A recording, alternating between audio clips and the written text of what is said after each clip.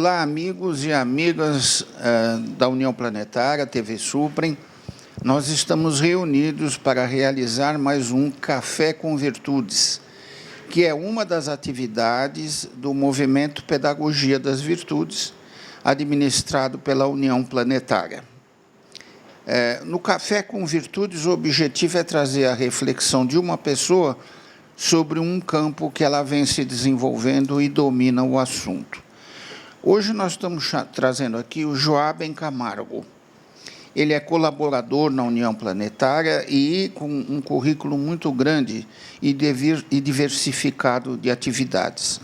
Ele é principalmente jornalista, foi professor universitário por muito tempo, comunicador e quase maestro, porque ele toca uma pá de instrumentos.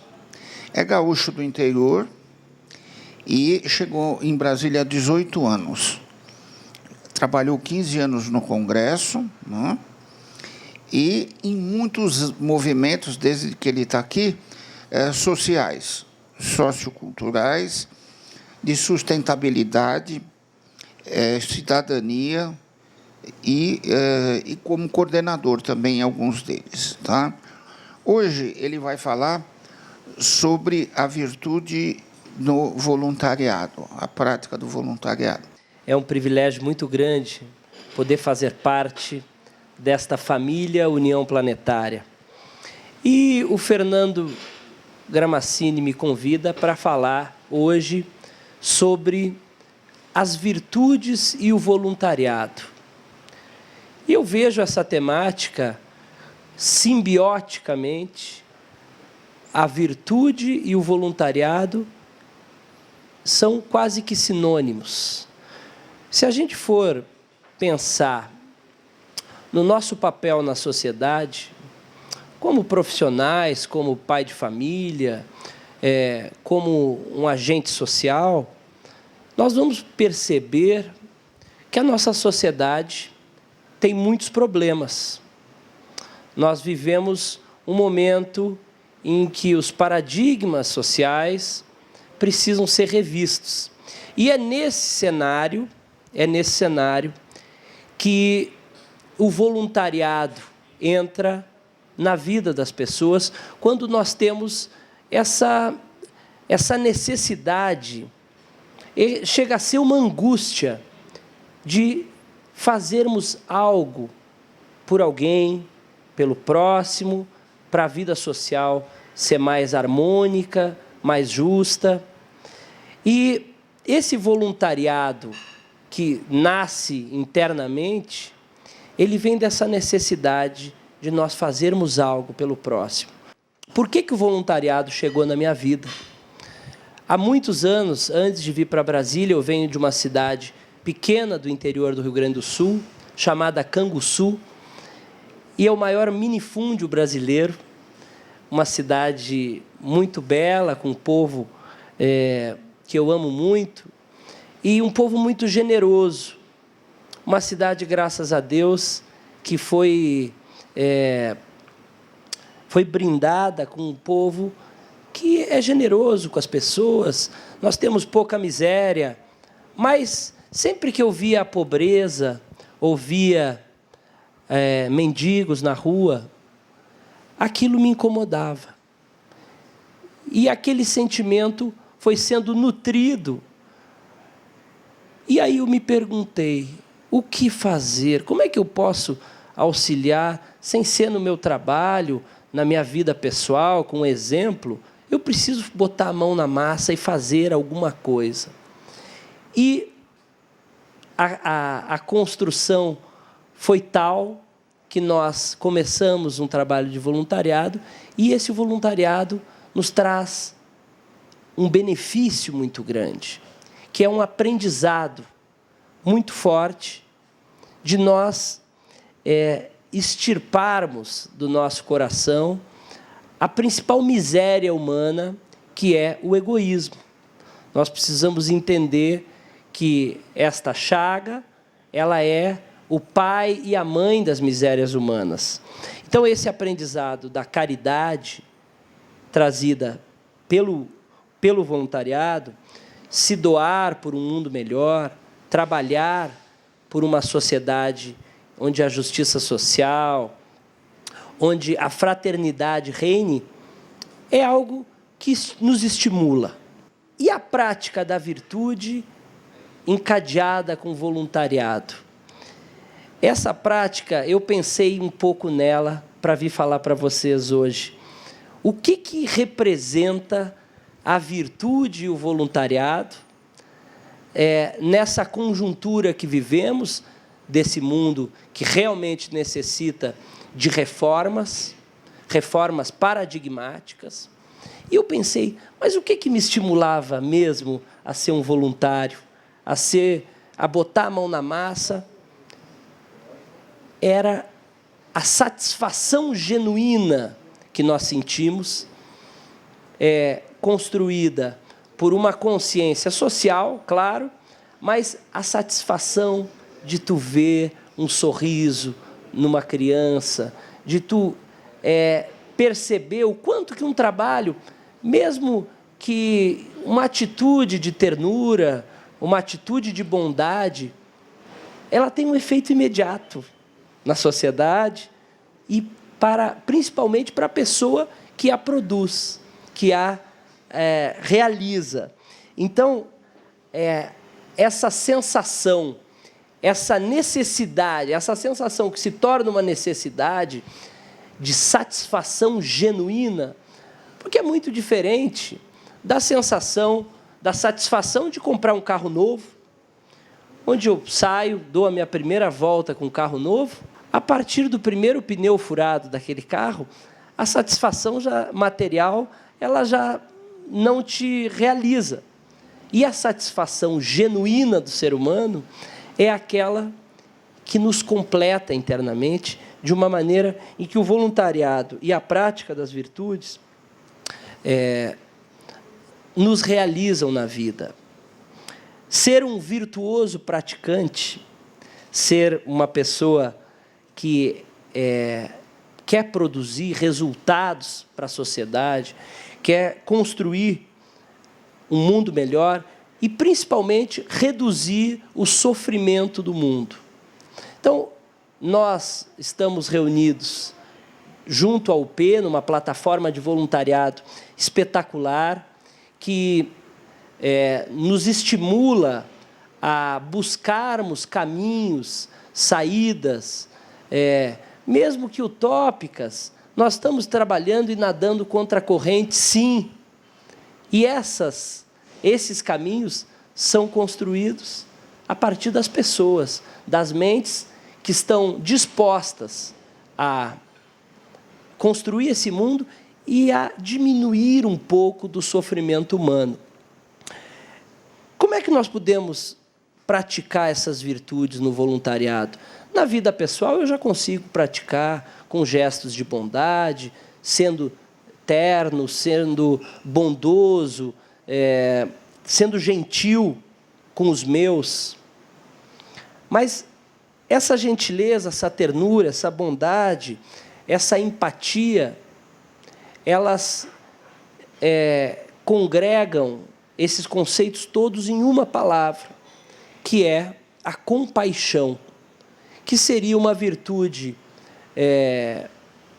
que estaria acima, seria a que está acima dessas outras, porque ela congrega esses valores que nos fazem não só me identificar espiritualmente com o outro, ter empatia pelas ideias do outro, mas quando eu tenho a compaixão, há um sentimento diferente e que me faz eu agir, eu fazer. A compaixão, ela me move. Então, quando eu quero diminuir o sofrimento de alguém, eu me compadeço com alguém. E quando eu quero diminuir o sofrimento da sociedade, de um modo geral, eu posso praticar a compaixão através do voluntariado.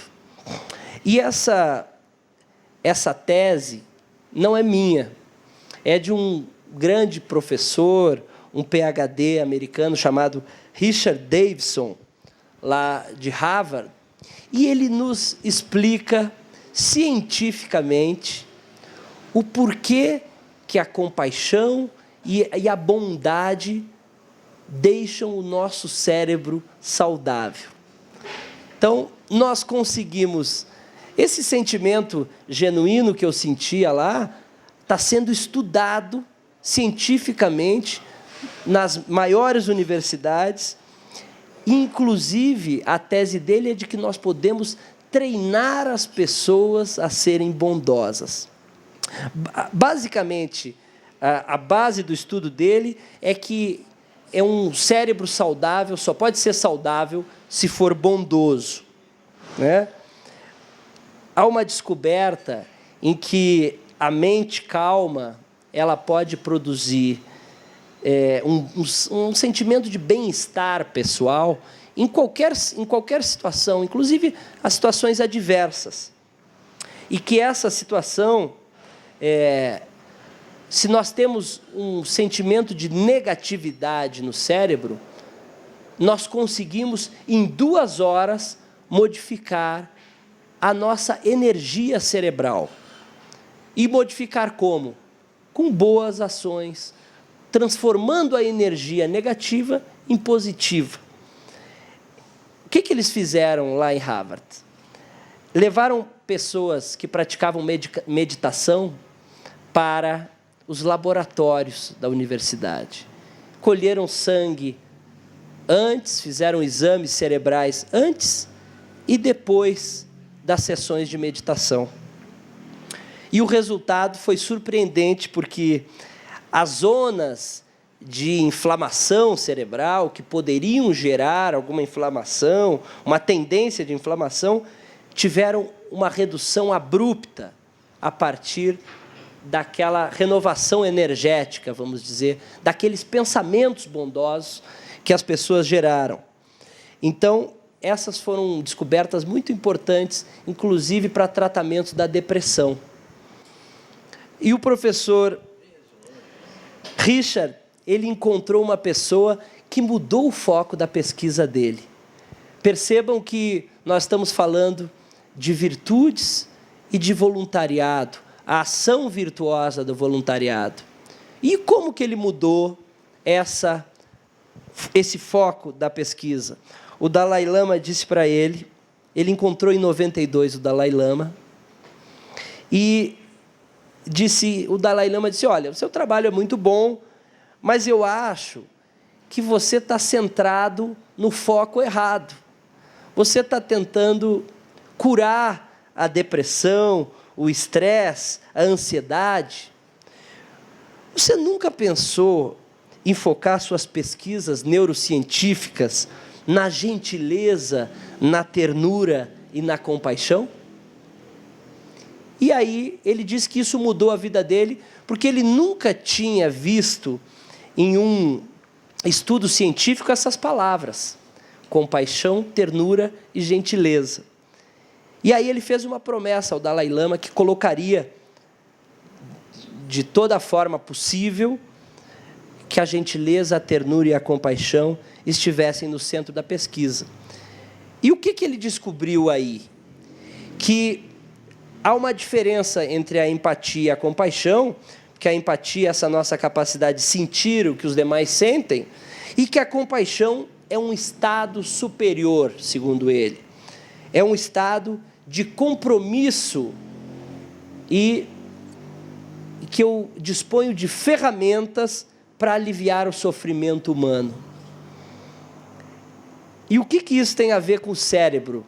Foi perguntado para ele. E o professor Richard nos diz que os circuitos neurológicos que levam à empatia e à compaixão, eles são diferentes no cérebro. Portanto, é possível se estudar, sim, esses sentimentos a partir de pesquisas científicas, com base científica que nós temos hoje. E como é que se treina isso nas pessoas? Como é que eu consigo gerar estes sentimentos de bondade, de ternura na pessoa? Ele disse, é muito fácil. E eu vou convidá-los a fazer esse exercício comigo agora aqui. Primeiro, é importante colocar na mente, na tela mental, uma pessoa que a gente ame muito, né? A vovozinha, a mãezinha, a esposa, a filha, o filho, um amigo querido. Colocando na mente essa pessoa que se ama muito, a gente pede que se reviva um momento em que essa pessoa esteve sofrendo. Reviver um momento em que a pessoa estava sofrendo e cultivem o desejo de livrar essa pessoa do sofrimento. Logo em seguida, esse é um exercício que leva uns 40 minutos, logo em seguida se amplia o foco da pessoa que se ama para pessoas menos importantes, né? Pessoas que passam na nossa vida e depois se amplia para desconhecidos. Por fim, nós ampliamos para aquelas pessoas que nos irritam, para aquelas pessoas que nós temos dificuldade. E aí, esses exercícios são produtores de compaixão. O professor Richard coloca essa pesquisa, que as crianças, eles têm feito pesquisas de estímulo e resposta com crianças, que dizem o seguinte: as crianças, eles pegam bonecos de fantoche com crianças de 6 meses e colocam fantoches agradáveis, generosos, bondosos, e colocam fantoches iguais fisicamente, mas egoístas, que querem tomar o brinquedo do outro. 99,9% das crianças escolhem os bonecos generosos. Isso é um dado científico que nós nascemos, sim, já com uma tendência ao bem. Talvez, como o rio que já nasce ali, na sua nascente, caminhando para o mar, nós, seres humanos, na nossa vida, já nascemos em direção ao amor fraternal, ao amor que é capaz, sim, de mudar esse mundo. E eu vou, já encerrando, fazendo a conclusão dessa nossa fala aqui no Café com Virtudes, que é uma promoção do Movimento Pedagogia das Virtudes, que a União Planetária congrega uma série de entidades representando a sociedade civil organizada, supra-religiosa, supra-partidária, para construir esse mundo melhor a partir de ações, de atitudes. Então, esse trabalho que nos mostra cientificamente que é capaz, que nós somos capazes de gerar e de nos treinar para boas ações, para boas atitudes, é o que fazemos aqui na União Planetária e no Movimento Pedagogia das Virtudes.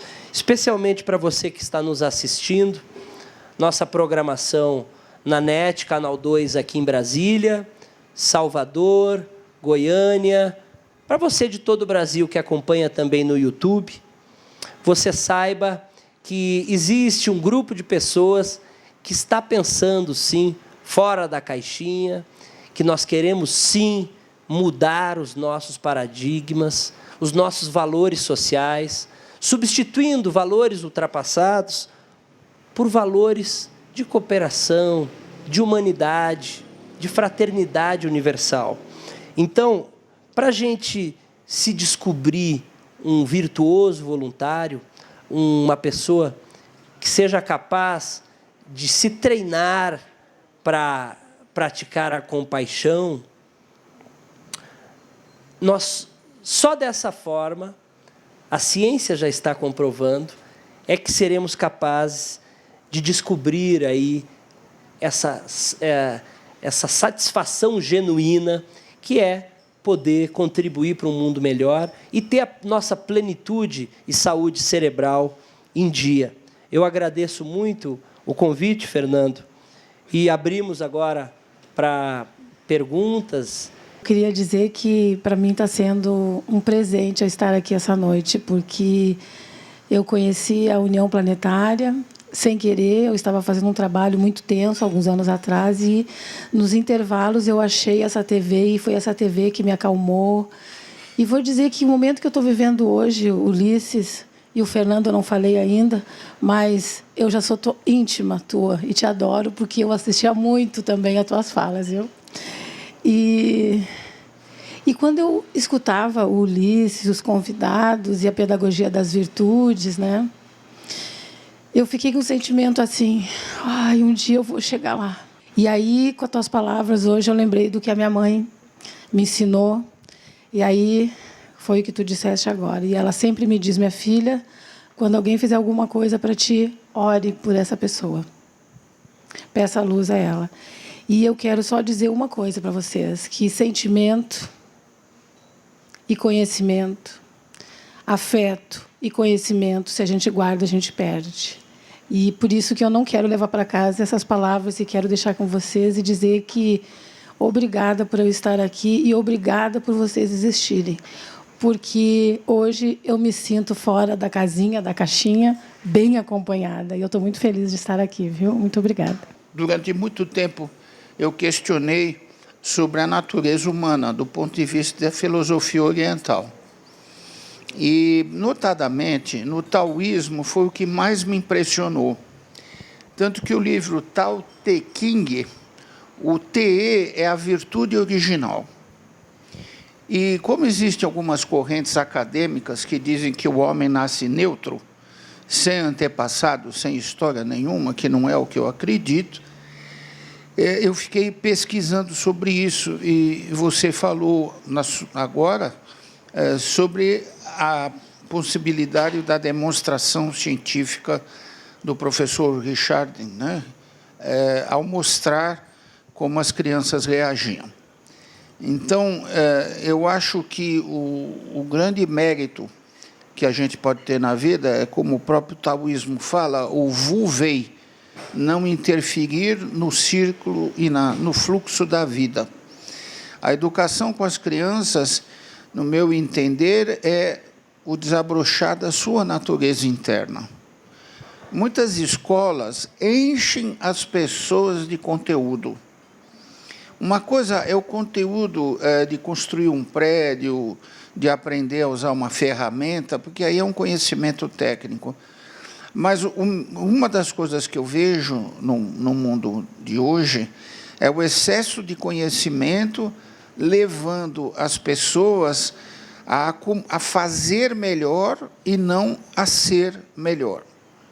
O professor José Pacheco, que nós estivemos reunidos a semana passada, ele enfatizou muito o ser melhor do que fazer melhor. E criticou correntes pedagógicas importantes. Eu não vou citar o nome porque é a opinião dele. Não adianta encher as crianças de conhecimento. Você tem que fazer as crianças darem o melhor de si. Então, se você tiver alguma coisa a acrescentar nas suas leituras, que você foi muito objetivo, muito feliz na experiência, você acrescenta. E nós que estávamos na UNB agora, conversando sobre economia, né? Um dos grupos de trabalho do Movimento 2022, o Brasil Queremos, discutiu hoje o nosso sistema financeiro, o nosso... o caos em que vivemos na cobrança de impostos equivocados, o roubo do dinheiro desses impostos, e que não chega lá no fim, na ponta, para quem precisa. Nós não temos estradas adequadas, não temos um transporte adequado, transporte público, não temos uma saúde, nós temos um problema grave de segurança, mas tudo isso nos faz pensar. Então, lá na ponta não chega. Mas a chaga principal está no egoísmo, né? Nós temos 8 grandes players no mundo que detêm a riqueza toda. Se isso não é uma prática do egoísmo, é o quê? Né? E os nossos estudos dizem que não existe a treva, existe a ausência de luz. E qual é a tese para se acabar com o egoísmo? É a prática da caridade, é a da bondade, é de nós praticarmos as virtudes. Então, Ulisses gosta sempre de dar como exemplo as crianças que estão descendo o rio, se afogando, nós buscarmos aonde que está a causa, quem é que está jogando essas crianças no rio? Essas crianças estão sendo jogadas no rio pelo egoísmo. Nós não temos segurança, saúde e transporte público. Nós não temos um meio ambiente adequado por conta da ganância, do egoísmo humano, que quer seguir construindo essa sociedade que está à beira de um abismo.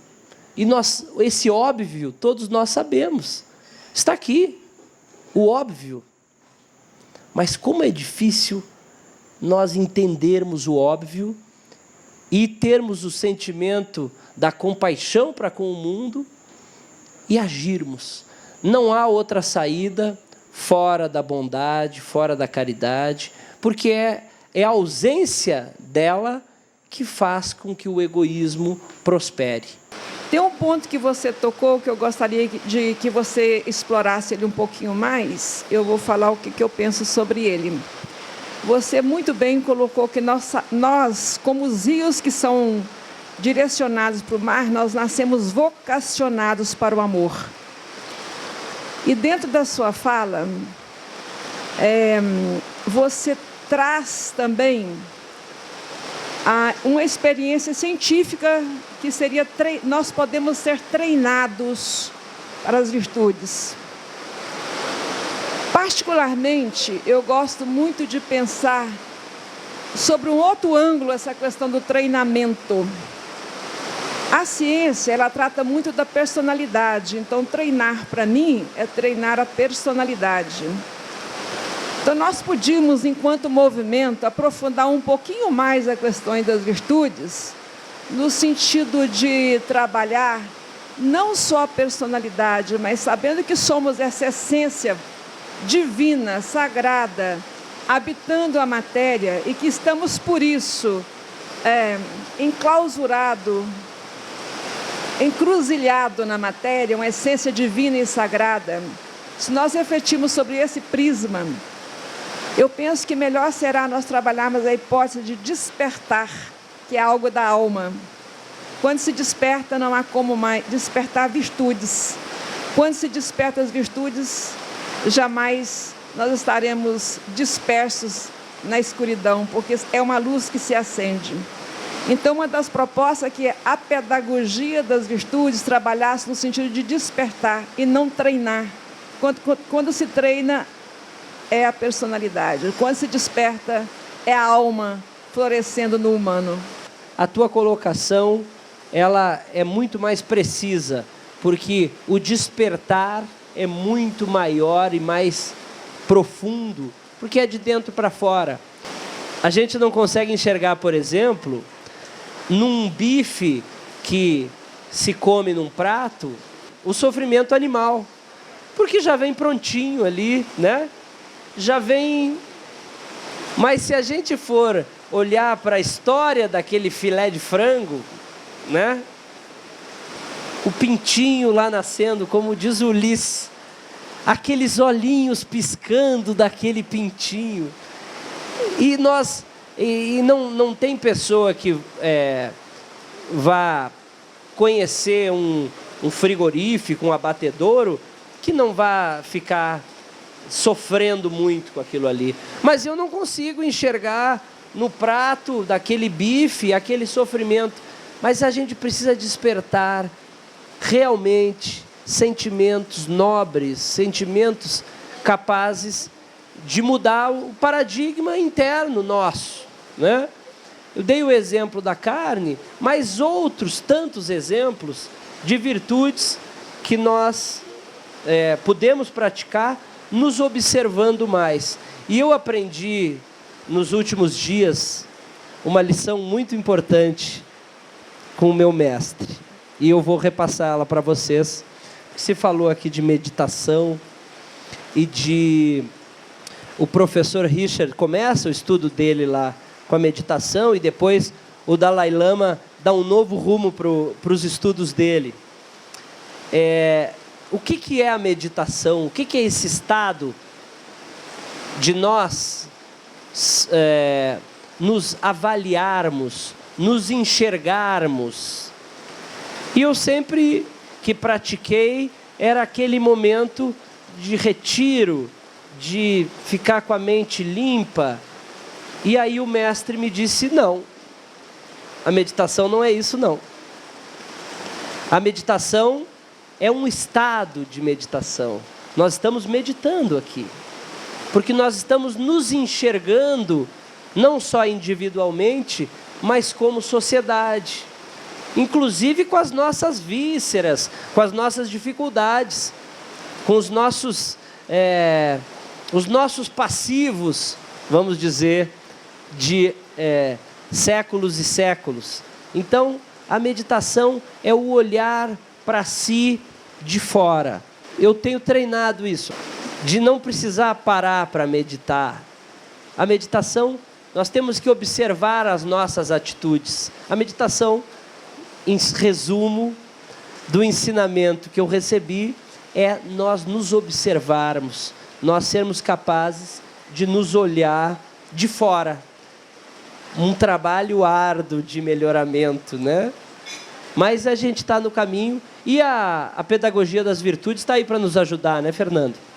Eu agradeço a atenção de vocês. Obrigado. Muito obrigado a todos. O movimento de Pedagogia das Virtudes está de portas abertas. Os voluntários que queiram participar, por favor, não se acanhem. E vamos encerrar a reunião, então.